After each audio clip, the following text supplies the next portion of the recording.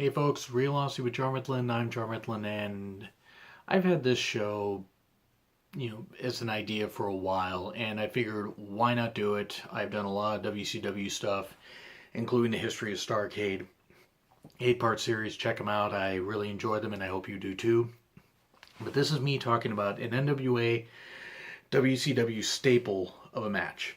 It was War Games, and this is going to be me talking about 5 War Games matches that were absolutely horrible. There were some really, really good ones, but these are ones I'm going to talk about that were horrible. I also have a list of 5 best ones, so I'll do that on a future show. But anyway, here are the 5 worst from Fall Brawl 1993. Sting, Davey Boy Smith, Dustin Rhodes, and the Shockmaster versus Sid, Big Van Vader, and Harlem Heat. This is when Harlem Heat were Kane and Cole. Stupid names. Why didn't we just call them Booker T and Stevie Ray? What the hell was wrong? What the hell was wrong with those names? Kane and Cole are just bad. I mean, I don't know. It's hard for me to hear them called that and take it seriously. But anyway, I mean, first off, the Shockmaster was in it, and even though Fred Ottman's a good wrestler, the whole thing of him botching his entrance, his big debut and falling over this board, did not help. And plus, 1993 was an interesting year for WCW. It had some really, really good pay-per-views. This just was a weird main event, and it was even weirder because Shockmaster, even though he was made fun of for being bumbling and whatever, he got the pin, or the submission rather, by getting a bear hug and won a Harlem Heat. I forget who, I think it was Booker T. But he got that and got the tap out win, or the give up, because it's supposed to be submit or surrender. It's not supposed to be pinfall. And Shockmaster gets the win, which is weird. I mean, I think in the 2 pay-per-views that he had, that he was in I think 2 of the pay-per-view matches he got wins, which were just really bizarre. He even got a win at Starrcade 93, which just made no sense. Starrcade 93, my favorite Starrcade of all time, by the way. Well, no, second favorite. Anyway, this is just a weird, goofy, like, Fall Brawl, or, Fall Brawl 93 has some good matches. This was not one of them. It was a pretty stupid way of using some really good talent. I mean, despite what I said about Shockmaster, the guy was pretty talented for a big man. Bad use of Vader, bad use of Sid, bad use of everybody. It was just a bad one.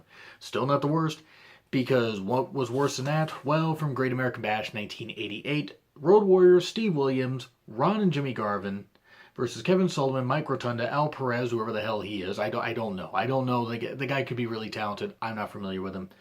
The Russian assassin, Ivan Koloff. Now, this was about Kevin Sullivan wanting to get at Jimmy Garvin's girl, Precious Sunshine. I think it was Precious. And it was just weird. It was just weird because it was a 3-tiered cage, so you had to fight. You had to climb up, get in the first cage, and then you had to climb down.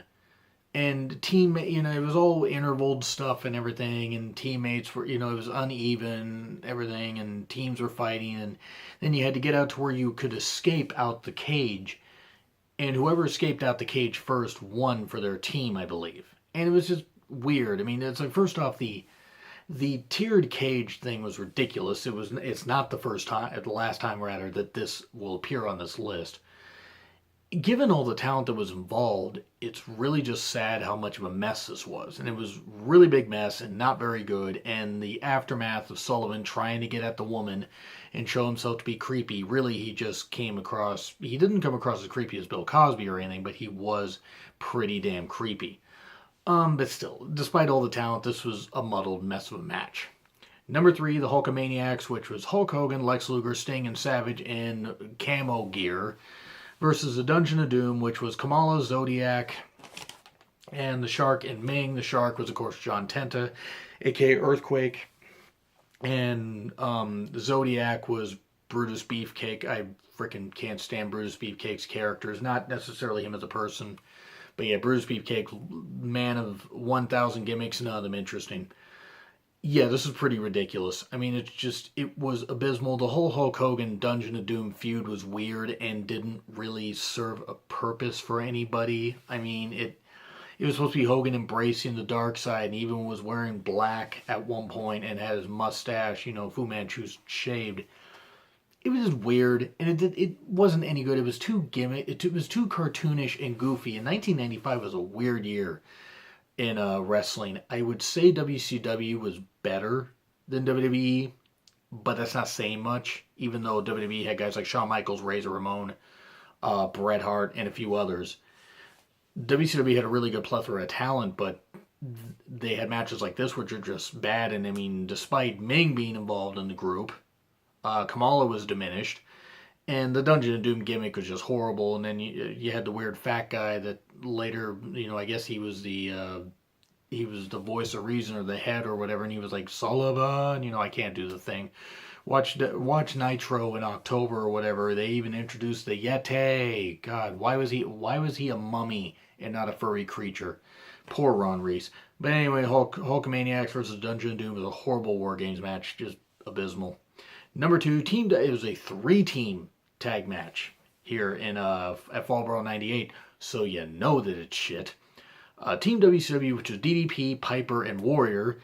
Pretty bad, even though I love DDP. Pretty bad when Piper was the second best worker in 1998 on his team. Versus Team Wolfpack, which is Nash, Sting, and Luger.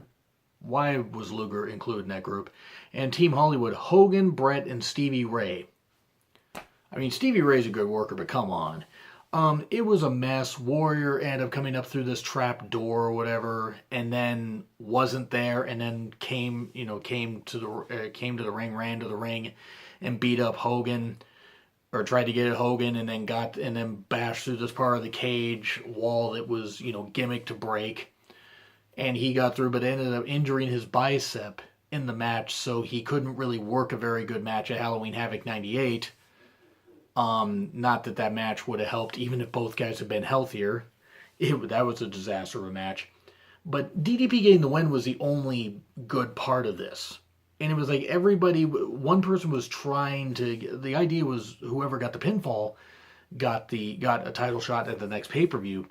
So why wouldn't Piper try to beat up DDP? Why not just make it 9 guys, and you could make it all about just 9 guys in the War Games. They just happen to have a few allegiances, but all bets are off for the title. That's pretty much what they did without announcing it, and it was a disaster. And Warrior's involvement and a stupid trapdoor thing that injured and accelerated the end of the Bulldog's career. It was really sad how that happened, and Warrior should have not needed the trapdoor. That was crap, and it was a stupid idea by whoever came up with it. It was probably Bischoff, Bischoff or somebody, I don't know. But yeah, the whole 3-team thing was bad, but the worst War Games match ever from Nitro 2000, I believe it was September 4th. It was 4th or 18th, 2000. And it was, God, this is bad. This is just so bad. It was Sting, Booker T, Goldberg, and Chronic versus Nash, Jarrett, Scott Steiner, and the Harris Brothers. And I mean, come on. It's like Nash, I think, was a world champion at this point. It was the one where you fight from the one cage up to the second cage, and then up to the third cage you get the title, and then you got to get back down, and you got to leave the cage holding the title. Goldberg at one point breaks some handcuffs. No one cares. The Harris Brothers are in there, and it's just bad. Chronic's in there. No one has any allegiances. Everybody's just trying to get to the damn title. And is a horrible use of everybody in there. Not that the Harris Brothers were ever good workers anyway. Scott Steiner, I believe, had his nose guard at this point. WCW 2000 is a little muddled to me, so I might be confusing that with another month.